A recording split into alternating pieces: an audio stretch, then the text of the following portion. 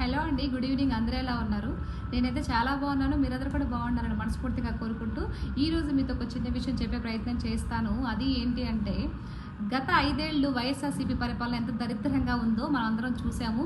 దళితుల దాడుల దగ్గర నుంచి రాష్ట్రాన్ని మధ్య మత్తులో ముంచేసి అమాయకుల ప్రజల ప్రాణాలు కోల్పోవడం దగ్గర నుంచి కనీసం రాష్ట్రానికి రాజధాని కూడా లేకుండా చేసినటువంటి జగన్ రెడ్డి పరిపాలన చూసి విసుగు చెందినటువంటి ప్రజలు ఒక కొత్త పరిపాలన కోసం స్వాగతం పలకడం కోసం 164 సీట్ల మెజార్టీతో ఈరోజు కూటమి ప్రభుత్వాన్ని గెలిపించడం జరిగిందండి.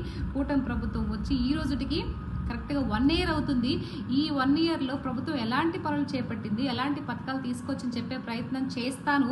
కొంతమంది వైఎస్ఆర్సీపీ నాయకులు వెటకారంగా మాట్లాడతారు కదా, ప్రభుత్వం ఏం చేసిందని.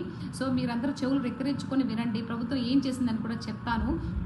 సో మీ అందరికి ఒక మాట చెప్తున్నాను, మీరు మంచిని చెప్పకపోయినా పర్వాలేదు, చెడుని మటుకు అమాయక ప్రజల్లోకి దిద్దకండి, ఇది కరెక్ట్ కాదు. సో ఇప్పుడు మన ప్రభుత్వం ఏం చేసిందని చెప్పే ప్రయత్నం చేస్తాను. సో ప్రభుత్వం వచ్చిన వెంటనే ఏదైతే 3000 పెన్షన్ ఉందో దాన్ని 4000కు పెంచి ప్రతిరోజు 1వ తారీఖు, ప్రతి నెల 1వ తారీఖుకి వాళ్ళ ఇంటికి వెళ్ళి 7-7:30 కల్లా ప్రతి ఒక్క వృద్ధులకి వికలాంగులకి అందజేసిన ఘనత కూటమి ప్రభుత్వాన్ని. అదేవిధంగా ఇంతకుముందు రోడ్లు ఏ విధంగా ఉన్నాయో మనందరం చూసాము. సో ఆ రోడ్ల ఆ గుంతల్లో ఎన్ని ప్రాణాలు కోల్పోయాయి, ఎన్ని బండ్లు తిరగబడ్డాయో ఎంత మీకు తెలుసు, నాకు తెలుసు.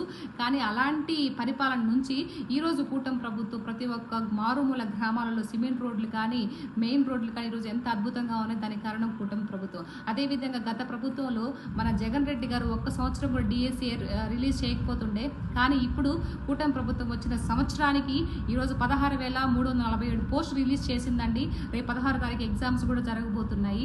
అదేవిధంగా దీపం పథకం కింద 3 సిలిండర్లు ఇవ్వడం జరిగింది.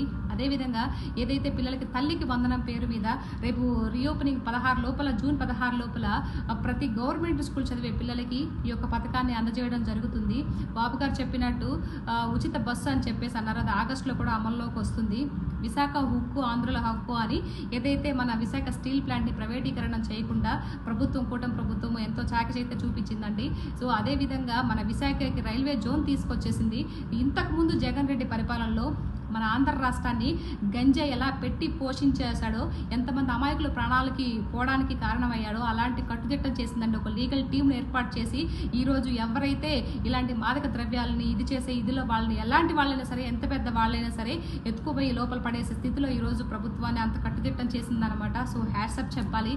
అదేవిధంగా ఏదైతే మనం ఎప్పటి నుంచో కలలు కంటున్నామో ఆంధ్ర రాష్ట్రానికి రాజధాని అమరావతి అని ఈరోజు తిరిగి మళ్ళీ పనులు చేపట్టారండి. మన నరేంద్ర మోడీ గారు కూడా వచ్చారు, మీకు తెలుసు. సో తర్వాత అదేవిధంగా మన యొక్క అమరావతి కాదు,